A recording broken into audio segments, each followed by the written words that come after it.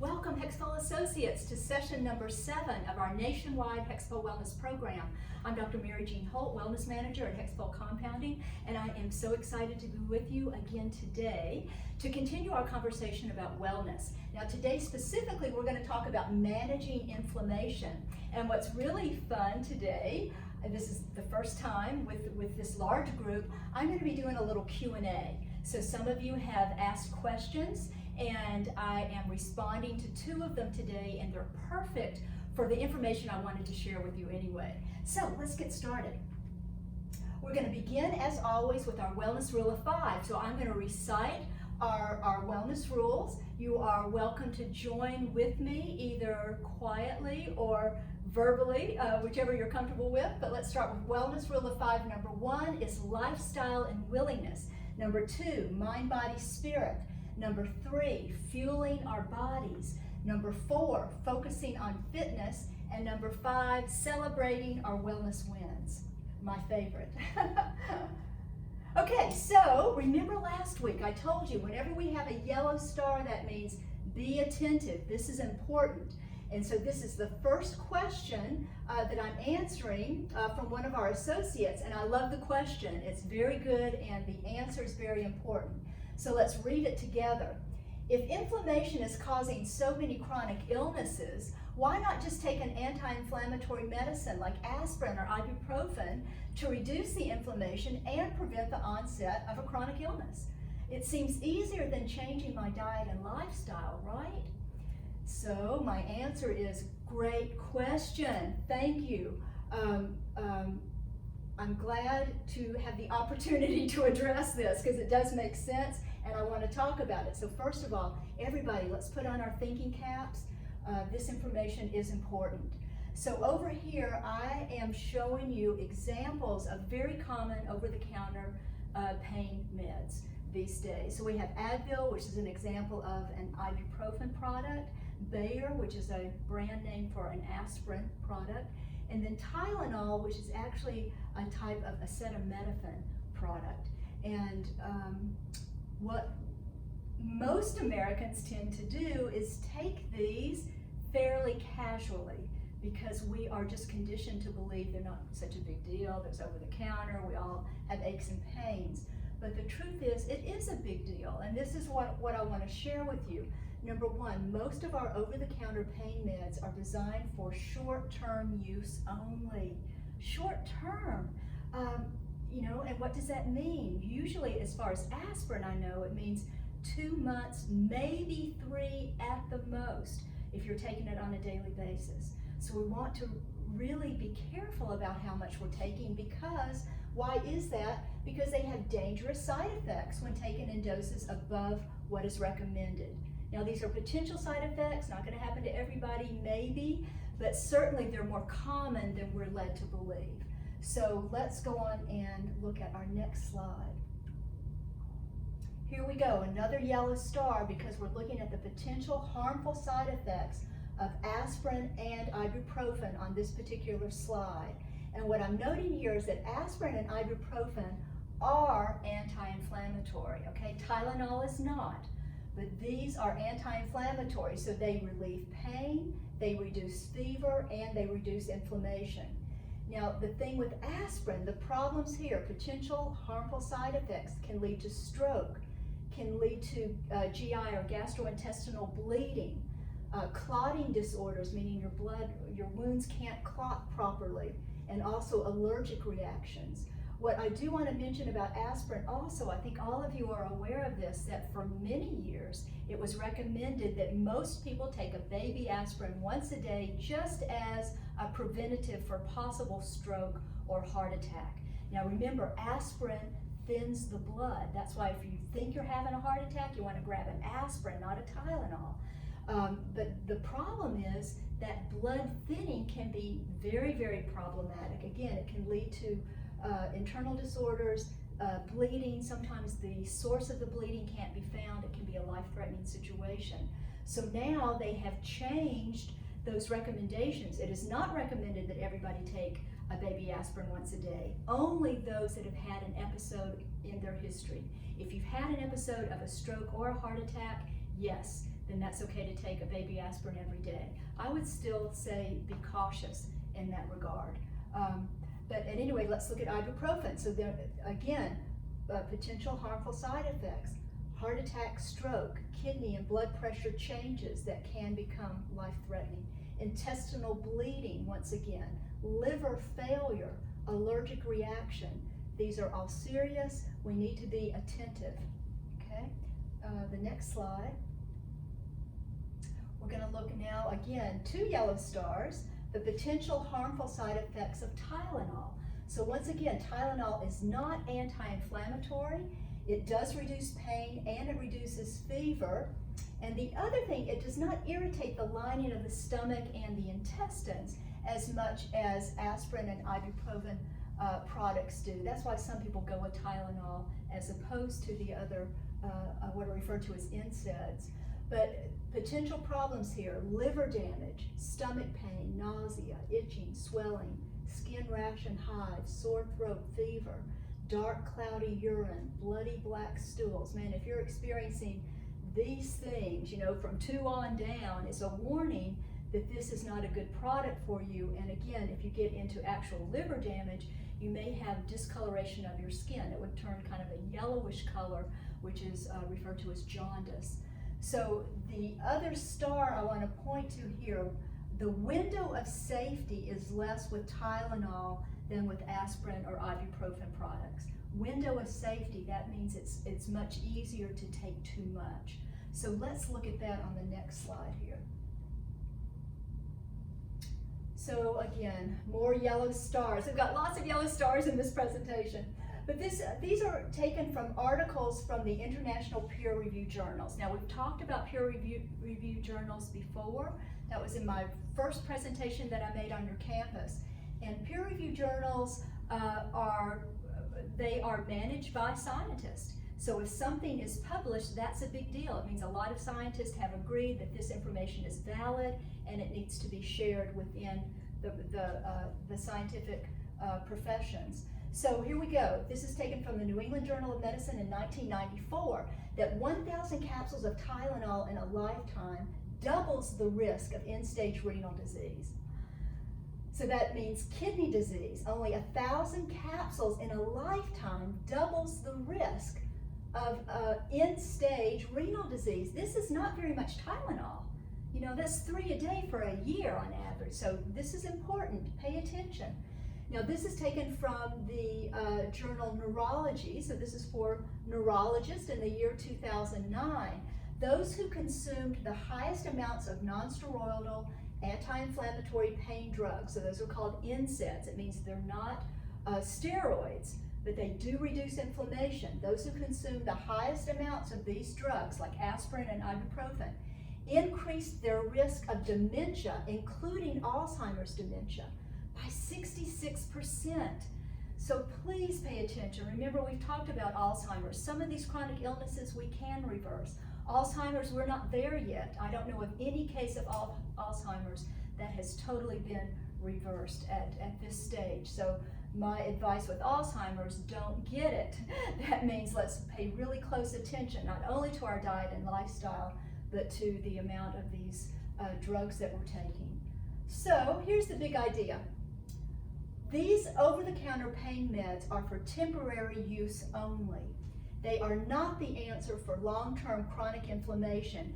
That means if you're trying to manage your own chronic pain, they're not the long-term answer, nor definitely are they going to prevent chronic illness. So we really do have to look at diet and lifestyle factors, okay? But that's all right. It's good to know this, and now we can move forward and be proactive. Okay, so now question number 2, and we've got another yellow star. This is an excellent question. Glad it came up. Question is, please explain how the different causes of inflammation that you mentioned actually cause inflammation, because I'm confused. So my answer is, I understand, absolutely. This is a great question. Thank you very much. And what we're going to begin with is a general review. So today I'm going to give you an answer that's a large,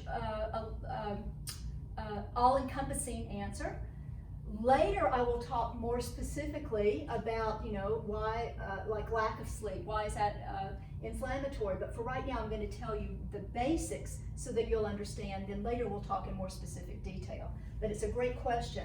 So let's review, let's start with the review, beginning with the most common causes of cellular inflammation that we've spoken of already. So we've got poor diet, lack of sleep, poor digestion, stress, chemicals in the environment, which include our food, chemicals that disrupt our hormones, they're called hormone disruptors, endocrine disruptors, too much abdominal weight. Remember the fat here, these fat cells produce pro-inflammatory chemicals.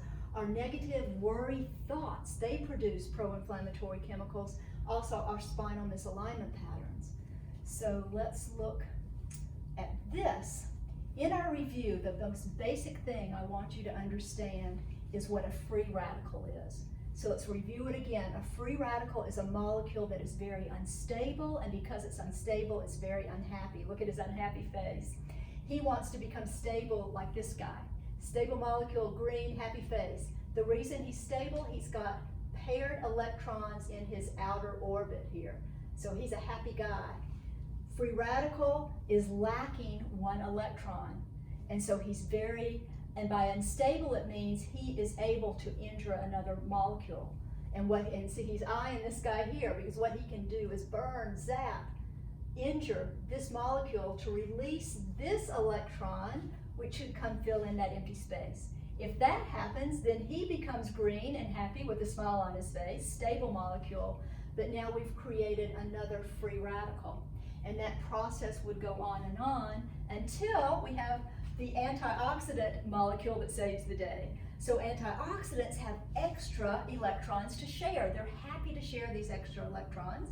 So before free radical damages the stable molecule, we have the antioxidant that comes along and is happily sharing its extra electrons. So now this free radical can become stable.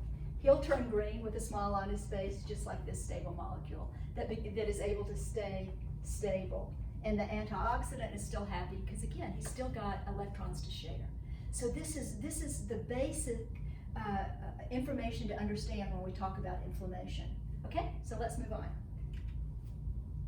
Here we have a flow chart, and don't panic. This is really easy stuff. A lot of people look at flow charts and get all nervous. Don't get nervous. This is a simple chart. Simple, yes. And it's just a drawing that shows how things cause other things to happen.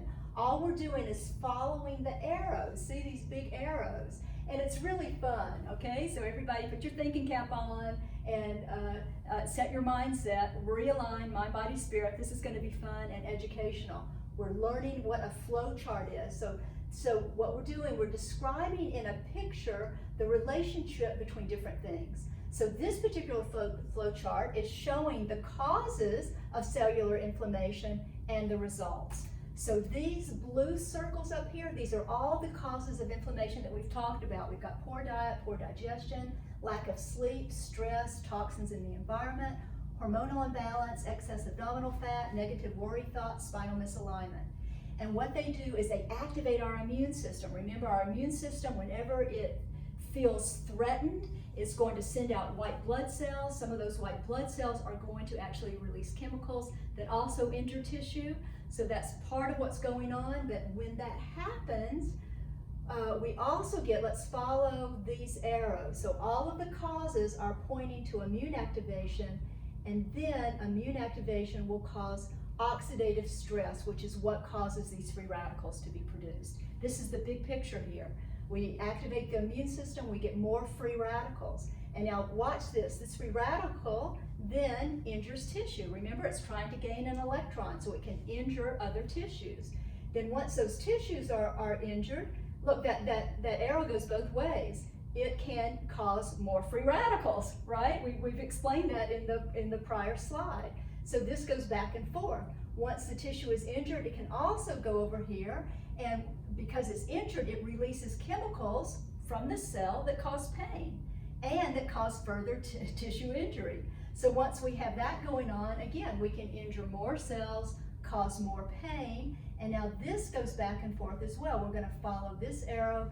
Then we get into altered cell replication. That means the DNA is being affected. Because remember, free radicals love to damage proteins, fats, and DNA. And once that DNA is altered, then the cells are replicating in abnormal ways. And then again, it's just a process that keeps going. And then what happens in the end, it's called clinical manifestations or chronic illness. Any of the chronic illnesses. So I underline cancer, diabetes, osteoarthritis, rheumatoid arthritis, autoimmune disease, all of them. Okay, so keeping that in mind, this is a picture of the chronic inflammation. These are the manifestations. The clinical manifestations can be any of these diseases. We're going to come back to this chart later in the future and talk about some of these. What I do want to point out, cardiovascular disease, atherosclerosis, is a disease of inflammation. That cholesterol cannot cause plaquing unless there's inflammation there. It's an inflammatory process that causes atherosclerosis.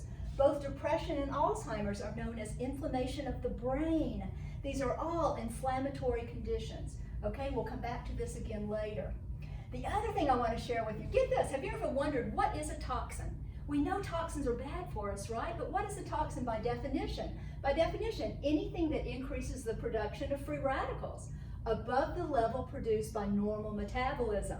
Isn't this cool? Now this explains to us what makes something a toxin, and I think I've told you, just by being alive every day, our bodies produce some free radicals. When we are eating our food and digesting our food, and then we use it to create energy molecules, it's called ATP, that we're making free radicals. But if we're eating a healthy diet, we've got antioxidants that are going to slow down and stop that process of free radical production. But when we get too many toxins going on, too many free radicals, they become toxic to the body. So these are examples, we'll come back later, but carcinogens cause cancer, endocrine disruptors, we've talked about those already. Neurotoxins, these are things that kill your brain cells, and they cannot be rehabbed. You know, they can't be healed, they can't be regenerated. Aspartame, it's in all of these diet products. It's in products for your children. If you have a child, read everything on every label, because aspartame is in children's vitamins, Flintstone vitamins, so don't take for granted that they're healthy. Read the labels. MSG, monosodium glutamate, is a flavor enhancer, and also it is a neurotoxin. And when you get too much aspartame or MSG, the symptoms show up and they represent that, or they mimic multiple sclerosis. So, and people are sometimes diagnosed inappropriately. It's really the aspartame in the diet. So pay attention. Organochlorines, such as DDT. Now that used to be a pesticide. It has now been, it's unlawful because of the harm that it causes. But look here, there's Splenda, sucralose. Don't use Splenda. These non-nutritive sweeteners, we'll talk about them later too when we talk about carbohydrates. But for sure, you don't want to go with aspartame, you don't want to go with Splenda. Okay, moving on. Let's look at this. This is from Dr. Tim OShea. He's well known for his work with vaccinations and immunology. So another yellow star, it's actually the amount that causes the problem. When you overwhelm the body's capability of dealing with the level of free radicals most of us are generating because of insufficient antioxidant intake, meaning you're not eating your fruits and vegetables, okay, the result is rapid aging, oxidative stress, which we know creates more free radicals, cell damage, tissue metaplasia, that means tissue reproducing abnormally, tumors, and chronic fatigue. And now we know that we can add to his list of results here the increased potential for developing any chronic illness. Too much inflammation, not enough free radicals. So we're looking at the balance. We want more antioxidants and fewer free radicals. So here's the big idea. We must maintain a balance of more antioxidants compared to the number of free radicals in our bodies at all times. And how do we do that? We increase our antioxidant intake and reduce the production of free radicals. So where do we find our antioxidants? In our whole plant foods. This is all we're getting to. We eat our apple, our fresh whole foods, our fruits and vegetables. Okay, and if they're not fresh, go with frozen, but not with additives in it. Okay, keep your food whole. And we reduce our production of free radicals by reducing our exposure to chemicals in the environment, be it in the food, cigarette smoke, air pollution, whatever we can do, even the things we put on our skin, be attentive, okay? So let's move on. And here is a slide that talks about where do our antioxidants come from? So we've talked about this before, I think, you know, our foods, our fruits, our vegetables, our nuts, and our grains. So some of them are vitamins, some are minerals, and phytochemicals. So examples, vitamin A, vitamin C and E, vitamin D, our beta carotene, which is a precursor to vitamin A, and then selenium is a mineral, and lycopene is a phytochemical, lycopene like in the red in your tomatoes, okay? And then our body actually has antioxidant enzymes as well. I think we've talked about CoQ10. If you're on statin drugs, you're not making enough CoQ10. So our antioxidant enzymes in the body, these are internal antioxidant systems, but they're not 100% effective. They're going to deteriorate with age to some degree, and because of other sources of stress in the body, such as drugs that we're taking with CoQ10, we definitely need to depend on getting help from external sources. That means our food supply, okay, to reduce free radicals, increase our antioxidants. So over here, antioxidants come deliciously and naturally packaged within our whole, real plant foods. This is truly a blessing, a gift from Mother Nature herself.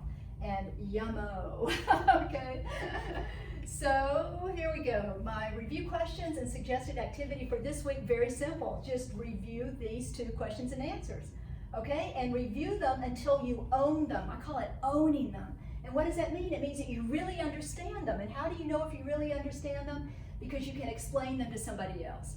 And that's how you learn anything. When you're learning new information, practice as though you're teaching someone else, explaining it to another associate or to a family member or a friend. Because if you don't understand it, you're going to get caught up and you're going to have to go back and look at your notes. When you can explain it and understand it, man, you own it and you become the teacher.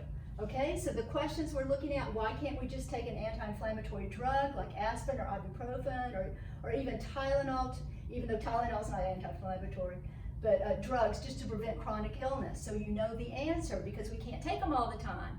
They have very harmful side effects in too large of an amount. And then number 2, how do the common causes of cellular inflammation actually cause inflammation? What molecule do they produce and how is that process stopped? They all cause the production of extra free radicals. And the free radicals are stopped by antioxidants. Antioxidants are in our food.